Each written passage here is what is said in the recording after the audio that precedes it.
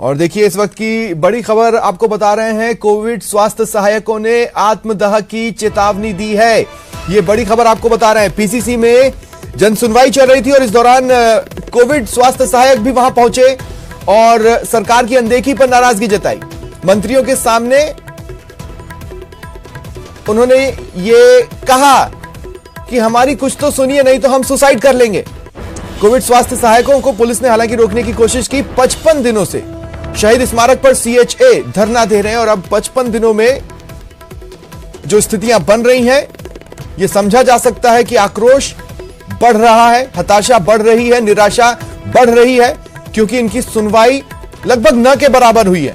कभी मिलने का समय दिया जाता है और मुलाकात नहीं की जाती, कभी ठोस आश्वासन नहीं मिलता, और ऐसे में अब अपने आंदोलन को उग्र करने की दिशा में सीएचए ने कदम बढ़ाया है। आज पीसीसी में जनसुनवाई चल रही थी तो वहां पहुंच गए और वहां पहुंचने के बाद उन्होंने ये चेतावनी दी कि हमारी मांगे मानिए, हमारी बात सुनिए, नहीं तो हम सुसाइड कर लेंगे।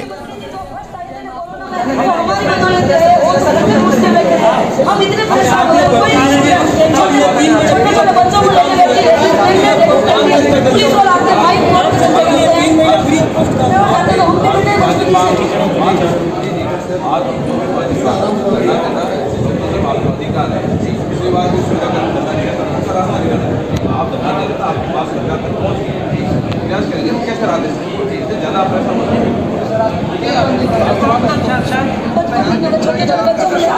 छोटे छोटे बच्चों को लेकर परेशान हो रही है। नौकरी में हम सुसाइड करेंगे, कहीं नहीं जाएंगे, आप घर नहीं जाएंगे, किसको 55 दिन हुआ।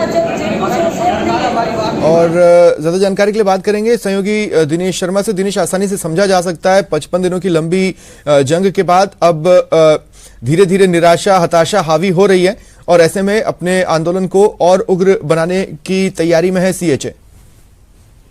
अब बिल्कुल देखिए, लंबा समय हो गया है क्योंकि सीएचए को, और आज जब इन्हें खबर लगी कि आज पीसीसी में जनसुनवाई शुरू हो रही है, आज पहला ही दिन था पीसीसी में जनसुनवाई का और पहले ही दिन ये सीएचए अभ्यर्थी यहाँ पर पहुंचे और मंत्रियों से जो है वो काफी देर तक उलझते रहे, खरी खोटी जो है उनको सुनाई और ये कहा कि आखिर हमारी जो समस्या है, हम इतने दिनों से बैठे हैं यहाँ पर, हमारे छोटे छोटे बच्चे हैं उनको साथ में लेकर बैठे हैं, आखिर सरकार कब हमारी सुनेगी, कब जो है वो मुख्यमंत्री तक हमारी बात पहुंचाई जाएगी। मंत्रियों ने आश्वासन दिया है कि वो जल्दी ही जो है वो समाधान इसका करवाएंगे और मुख्यमंत्री तक बात पहुंचाएंगे, लेकिन गुस्सा जो है वो कम नहीं हुआ। एक नाराजगी ये जो अभ्यर्थी है इन्होंने इस बात को लेकर भी जताई कि जब ये पहुंचे पीसीसी में अपनी समस्या बताने के लिए तो पुलिस कर्मियों ने इन्हें रोकने का प्रयास किया बाहर गेट पर ही, उसे लेकर जो है नाराजगी जताई। साथ ही मंत्रियों के रवैये को लेकर भी नाराजगी जताई। इन्होंने कहा बाद में हमसे बात करते हुए कि जनसुनवाई में हम लोग आए हैं लेकिन समस्या जो है वो ना तो सुनी जा रही है, ना उसका समाधान का आश्वासन दिया जा रहा है, और इसी के चलते ये लोग बाद में जो है मंत्रियों से उलझते हुए नजर आए।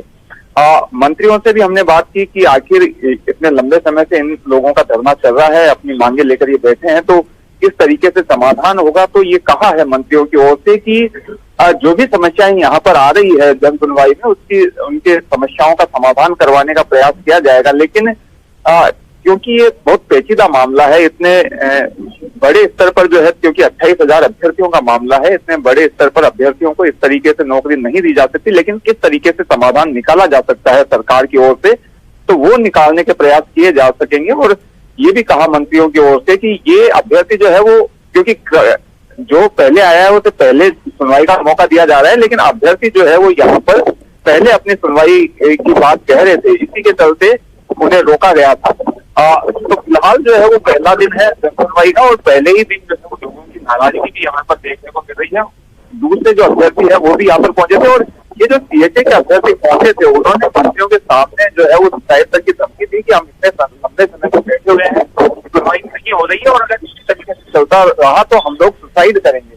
तो ये धमकी मंत्रियों के सामने दी। तो दूसरे जो अभ्यर्थी हैं नरसिंह भर्ती 2013 के अभ्यर्थी, वो भी यहाँ पर पहुंचे अपनी समस्याएं लेकर। और ठीक है, चलिए शुक्रिया दिनेश तमाम बातचीत के लिए।